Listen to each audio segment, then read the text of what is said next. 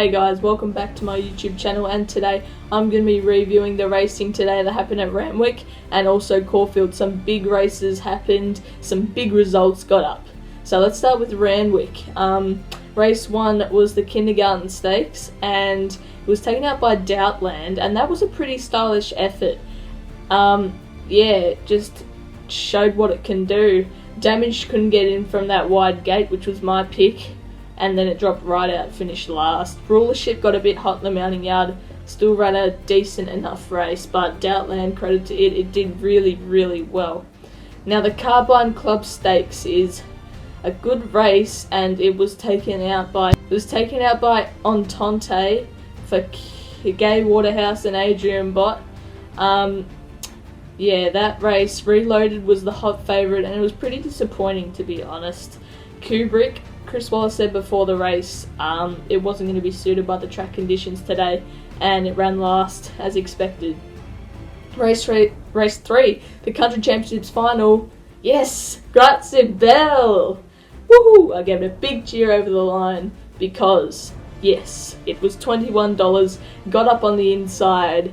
It played up in the barriers and jumped away only fairly, but did really well to stick on and do its best. Race 4, a race won by the Australian Oaks favourite Colette. That was a very stylish win. Didn't beat a lot, but Colette won by 3 lengths pretty stylishly, and it will be a good horse going forward. Race 5 was the long race that was taken out by Raheen House, his first win in Australia. Gallic Chieftain, which was my tip, only really got going late, so might appreciate 2 miles maybe, I don't know. But Raheen House was very, very good.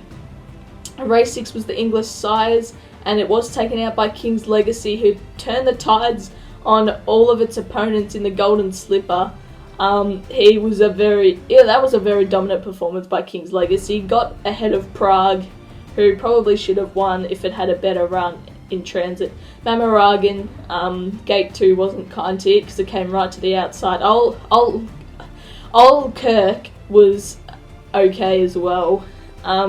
Race 7, the Australian Derby, taken out by the 2 that came through the same race last week, Quick Thinker and Zabrowski. Quick Thinker, I didn't know if it was going to run out the 2400, but it did, and just lasted from Zabrowski. Not sure what happened with Castle Vecchio, but one thing's for sure is that Quick Thinker is a good horse. Now race 8 was the TJ Smith, Nature Strip, another win. Nature Strip, he was so impressive. I just knew from the 400 when James McDonald was sitting up on him, he was going to win, and he did. He was awesome.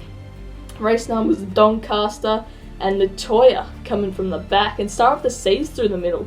Star of the Seas appreciate the heavy ground, but Natoya coming down the outside was probably a thrill for Wendy Roche, the trainer, and of course James Innes Jr., the jockey. Brandenburg was good. Not sure what happened with Shared Ambition back in the field, just didn't travel at all. It was under pressure quite a bit, but yeah, that's that race.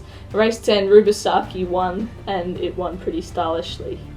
Now on to Caulfield. Race 1 was a 2-year-old handicap over the 1100 metres, taken out by Forever Free, the favourite.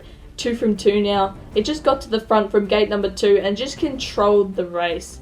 Really slowed it down and was able to kick off the bend. Did have the pattern in its favour though as well. Race number 2 was an open handicap over the 2400 metres. Now, like Kyrgyz got scratched, so my tip was Inverloch. And Inverloch found the fence, but couldn't hold off Miramar, who was good as well. So those 2 dominated the race. Now race 3, a race won by the favourite in Buffalo River, who looks a really, really good horse. There was actually a lot of speed on early, and Buffalo River came from the outside to, take up the lead, and it kicked away and was very impressive. Turn the Tide was my pick. It just battled on fairly. Didn't like the fast pace, I suspect. Now, race number 4 was a race taken out by Oasis Girl who found the lead, like all the other winners did on the day. and was very, very impressive. Sophia's Choice was my pick because Excelita got scratched, so yeah, that did okay, I guess. Now race 5, I had the winner. Defiant Dancer was my original pick, but because of the wet track I changed to Ancestry and it bolted in, I think maybe 3 lengths, 2 3/4. No, that was impressive. It'll get to bigger and better things, hopefully, in its future.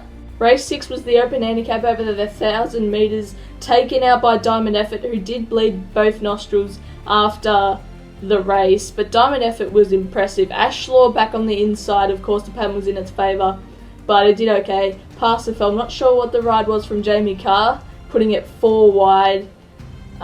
Could have sat back and been where Diamond Effort was, but she decided to go forward, and in the end it was the worst decision to make. Now, race number 7 was a 3-year-old handicap over 1,600 metres, I'm pretty sure, and the big camel got fractious in the barriers and got scratched because it played up. And I did say the lifeline in the thing down there, the lifeline would win, and it was $19 back then. It started about $5.50 because it was backed in and Russian Camelot went out, so the lifeline won, which was pretty good. Now race 8, race 8 was a tough one because Benatoire got stuck 4 wide and went to the front, but it just had no legs late. Exasperate was ultra impressive, and he's a good horse, Exasperate, at Caulfield. Now race 9 was the last one, and my guy did a bit of work, but it paid off. Solsamore, he was a very dominant winner. Anyway guys, thank you so much for watching. Don't forget to like and subscribe if you haven't already, and have a good day.